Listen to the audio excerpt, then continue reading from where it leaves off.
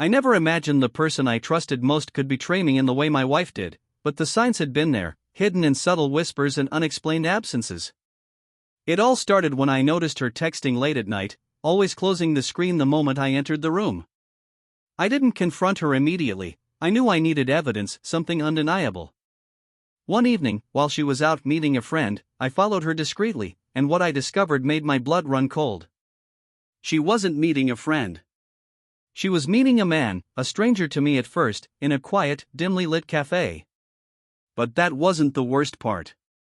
Over the next few weeks, with meticulous observation and silent patience, I realized she had an accomplice, her so-called best friend, the one she often mentioned with trust and laughter, who was helping her cover every detail of her lies.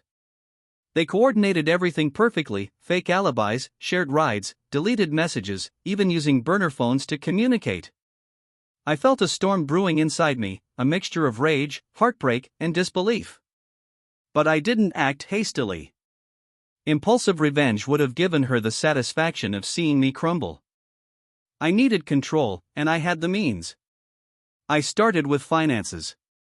My wife and I had merged all our accounts, and she had no idea that I had access to every detail.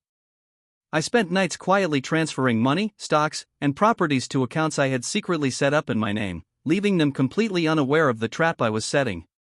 Every transfer was calculated, every move deliberate. I watched her, the facade of her perfect life with her friend's help, crumble silently in front of my eyes. Then came the confrontation, not the one she expected. She returned home one evening, expecting me to be blind, deaf, and naive as always. But I was ready. The moment she walked in, I placed a printout of every transfer on the table, along with screenshots of messages between her and her accomplice, revealing their plan to exploit me, my trust, and my life. Her face went pale, her words stumbled, but there was nothing she could say.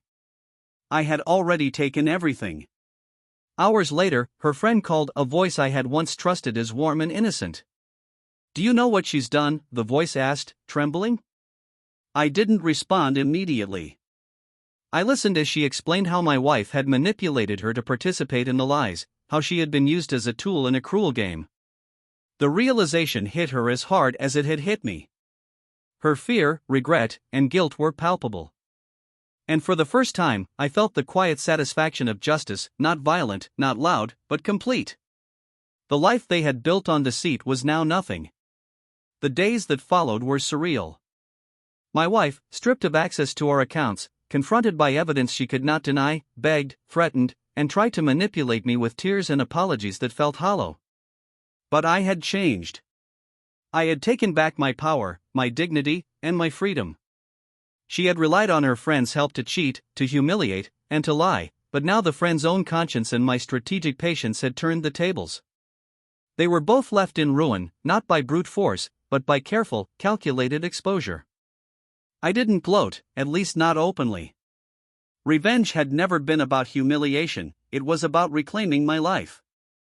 I moved out of the house we had shared, sold what needed selling, and rebuilt what she had tried to destroy.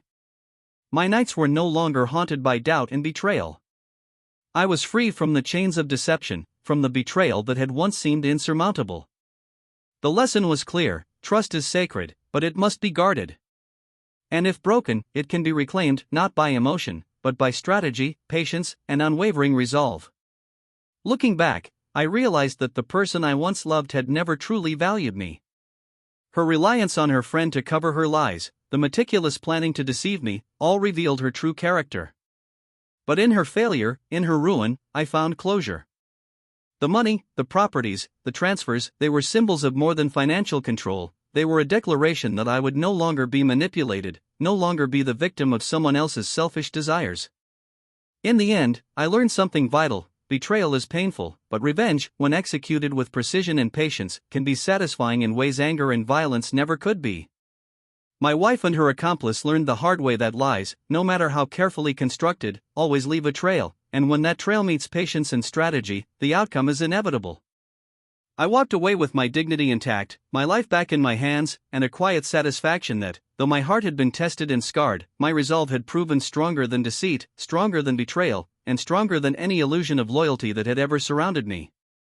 And as I closed the door to that chapter of my life, I knew one truth remained: some people are incapable of love, but they are fully capable of learning the consequences of their actions, sometimes the hard way.